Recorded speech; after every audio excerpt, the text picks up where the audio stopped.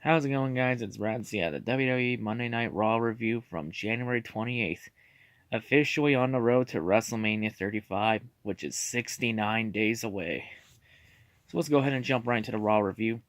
So Raw starts off with Seth Rollins coming out to the ring, our 2019 Men's Royal Rumble winner. Seth comes out. Seth says that his heart and passion is why he won the Royal Rumble Sunday. And then Seth says that he's been hesitating it, but Seth then says he's got to point at the WrestleMania sign off in the far distance in the crowd. Yep, the one sign that we're on the road to Mania. You know, the tradition every Royal Rumble winner does, and that's point at the sign. And then Seth says, winning the Royal Rumble is only the start of a journey. That is true, it is. And Seth says now he must choose a path. One path leads to Daniel Bryan on SmackDown in the WWE Championship. The other path takes him to Suplex City and Brock Lesnar with the Universal title. Whenever Brock gets off his lazy ass and shows up. Then Seth says he needs some time to think on his decision. And then Triple H comes out. He says that he's glad Seth got to live a dream, and even pointed at the WrestleMania sign. And then Triple H said that Seth's dream is why he challenged Seth at first, and Seth has succeeded. Because it was also the same dream Triple H got to live. Twice. And then Triple H says that the Royal Rumble is a match designed to test you. Yes, Triple H, we know. And Seth was tested. He lasted like 43 minutes in that match to win. So Seth is, well, we've seen time and time again, Seth's an Iron Man. Because we saw Seth last an hour in a 2-hour gauntlet match. So we know how much of an Iron Man Seth can be. He has good endurance. He does CrossFit. So then Triple H says that Becky will make her decision Tuesday on which title she will challenge for. And Seth needs to make his decision by the end of the night. And then Triple H then says that Daniel Bryan and Brock Lesnar will both be here for the decision. So Brock actually did show up in Phoenix again. I guess they really made sure the price was right. And then Dean Ambrose comes out, his music hits, he comes to the ring. Dean then goes on saying that Triple H and Seth's father-son shtick makes him sick. And then Dean says he's always believed in Seth and that Triple H wanted to get rid of Seth and break up the Shield. And then Triple H did remarks saying that you stabbed Seth Rollins, your brother, in the back on the same night that your other brother Roman announced he had leukemia. And then Dean tells Triple H to stay out of family business. And then Dean goes on and calls Seth a kiss ass. And then Dean says he's always had Seth's number and Seth can't beat him man-to-man, one-on-one.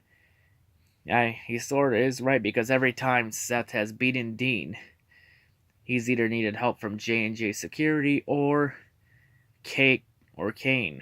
When Kane was Corporate Kane. This is referring back to 2015, when Seth was one of the top heels at the time.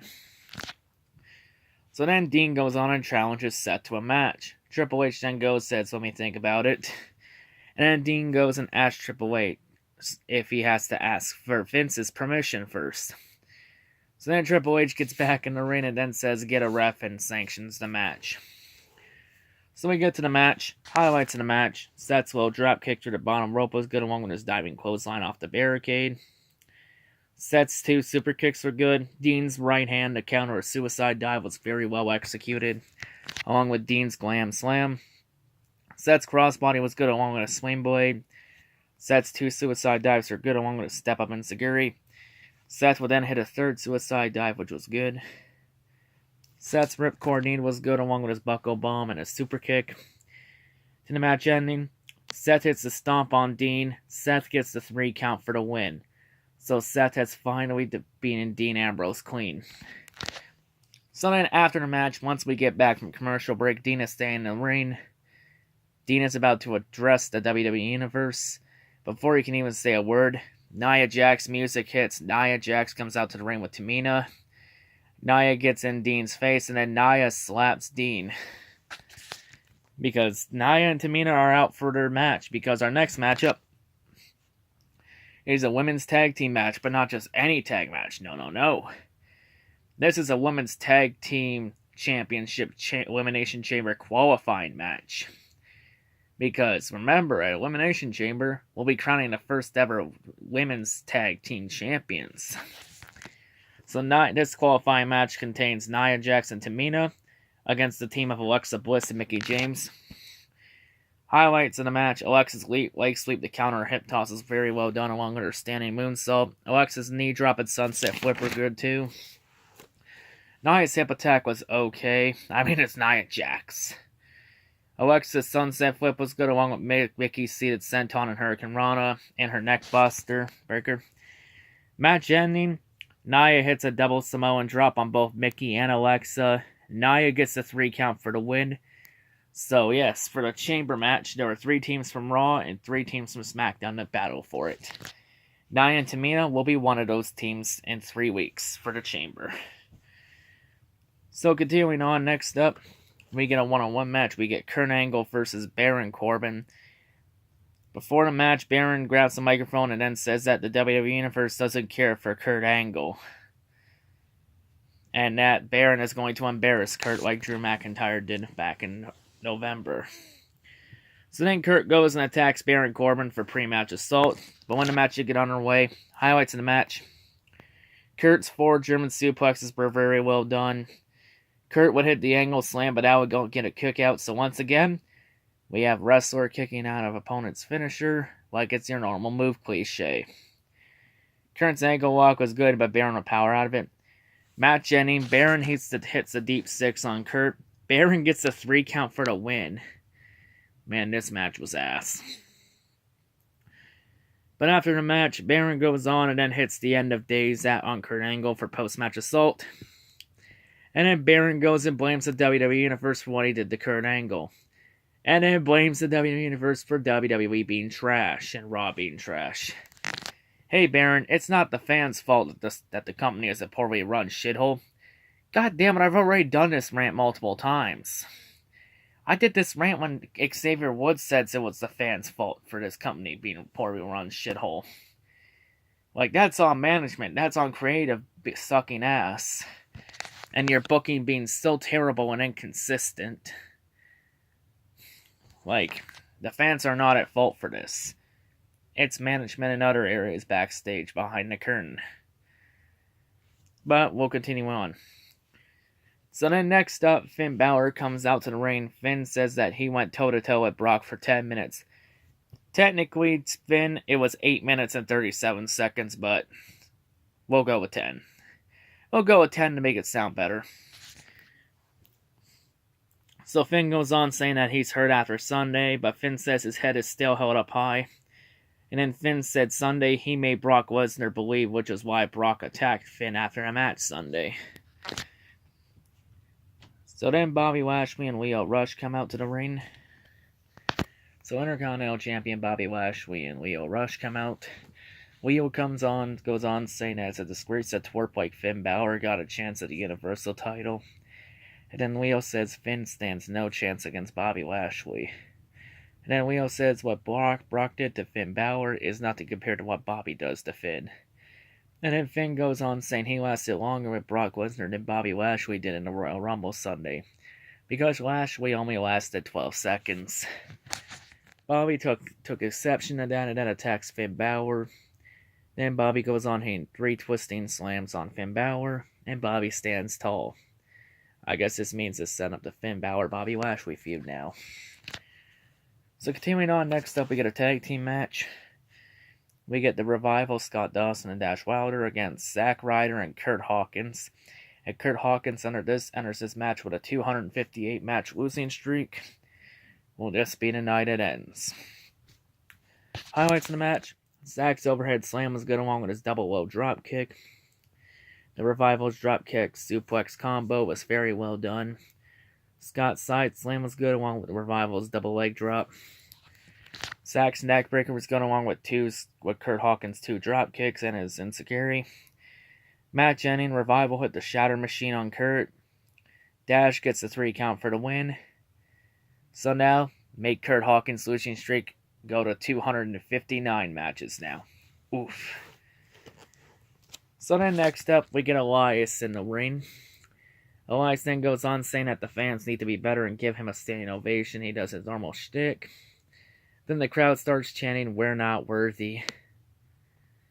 Yeah, I guess you're not worthy for Elias or to walk with him. Then Elias says from now on his songs are for him. So yes, I think this means that Elias is now turning heel again. Because really, his babyface Ron has also taken him nowhere. So I guess put him to a heel again. So then Jeff Jarrett comes out. Jeff's music hits. He comes out. Jeff then goes on calling Elias slap nuts. And then Jeff says after Sunday, Elias now has a problem with Jeff. After Elias smashed Jeff with a guitar. And then the Road Dogg Jesse James music hits. Road Dogg comes out. Road Dogg then tells Elias to play with himself during his spare time. And then the crowd chants holy shit. Road Dogg tries to shut down the holy shit chants by saying it's a PG show. Fails massively because they got louder. So then Road Dogg and Jeff Jarrett performed their signature song together. When they tried to get fans to sing the lyrics, nobody knew what they were. Failed it times 10. So once Road Dogg got to the ringside area, Elias comes out of the ring and then smashes Road Dogg in the back with a guitar. Elias then goes after Jeff Jarrett. Jeff comes and fights back, but Elias will get the upper hand again, and Elias will smash Jeff Jarrett with a guitar. Yep, this signals that Elias is turning heel. Does this mean at Mania we're going to have Elias versus Jeff Jarrett? We're going to have to wait and see how this one plays out. But continuing on, next up, we have a women's tag team match. This one is a women's tag team title elimination chamber qualifying match to find out who the second team from Raw will be. This matchup consists of the team of Natalya and Dana Brooke against Liv Morgan and Sarah Logan of the Riot Squad. So, highlights of the match. Natalya's 2 vertical suplexes were good. Natalya and Dana's double suplex is good too, along with Dana's enziguri. The Riot Squad's double facebuster was good too, along with Liv's enziguri. Natalya's discus clothesline was good too. To the match ending, Natalya locks in the sharpshooter on Liv Morgan. Sarah Logan then shoves Dana Brooke into Natalya to break it up. Liv Morgan then rolls up Natalya. Liv gets the 3 count for the win. So Sarah and Liv will both be in the chamber match, now joining Nia and Tamina in the chamber match. There's one guarantee in that match. Someone will walk away with their first women's tag team titles. Now let's continue on. So next up, Raw Women's Champion Ronda Rousey comes out to the ring. As soon as Ronda gets in the ring, she could barely even speak because the crowd started booing Ronda. Like, they were massively booing Ronda. She couldn't even say a word. So, of course, when Ronda did finally get a chance to speak, Ronda, of course, thanks Sasha for giving her the match of her life Sunday. Then Ronda goes and points at the Mania sign. And, of course, this is set up for Ronda Rousey's tradition after a pay-per-view. A Raw Women's Title Open Challenge. So then Bayley comes out to the ring, and then Bayley says that she accepts Ronda's open challenge. So, we get Ronda Rousey versus Bayley for the Raw Women's title. Highlights of the match. Ronda's hip toss is good along with her armbar on the rope, but that does not do shit. Automatic rope break. Ronda botches a leap in the corner. Bayley's dragon screw leg whip was good along with her head toss.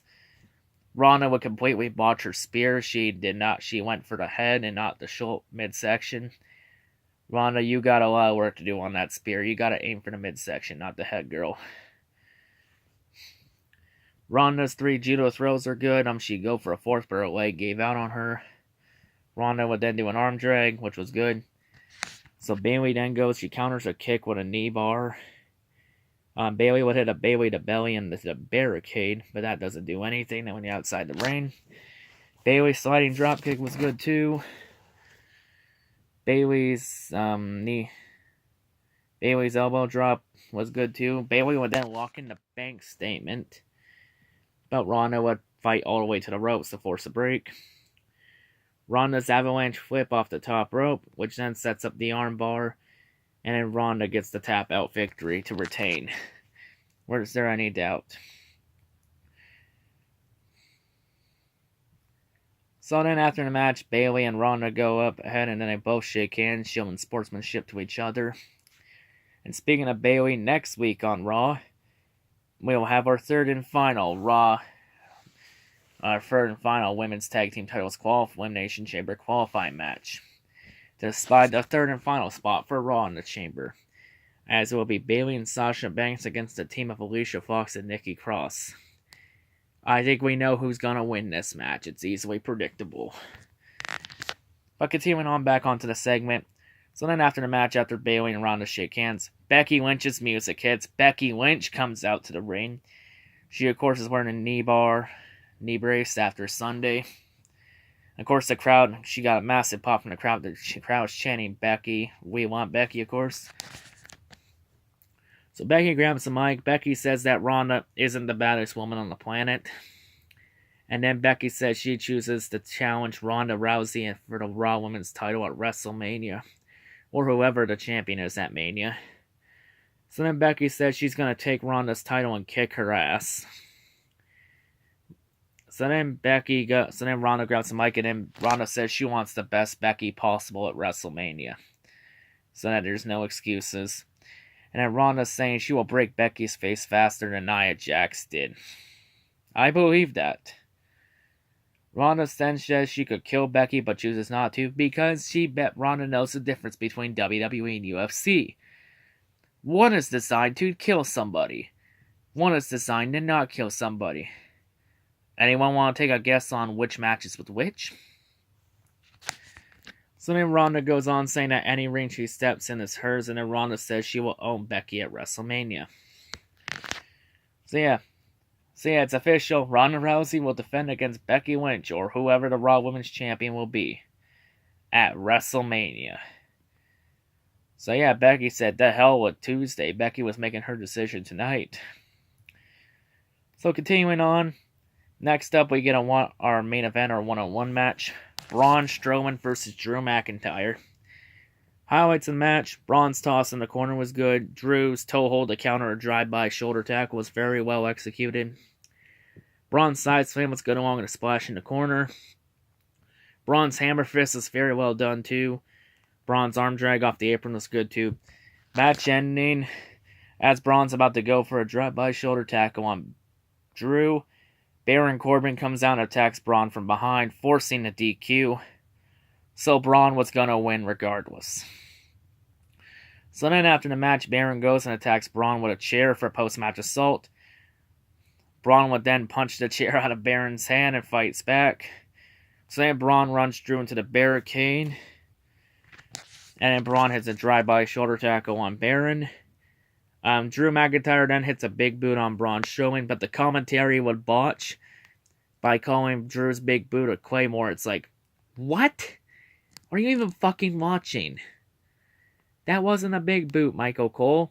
That wasn't a Claymore, Michael Cole.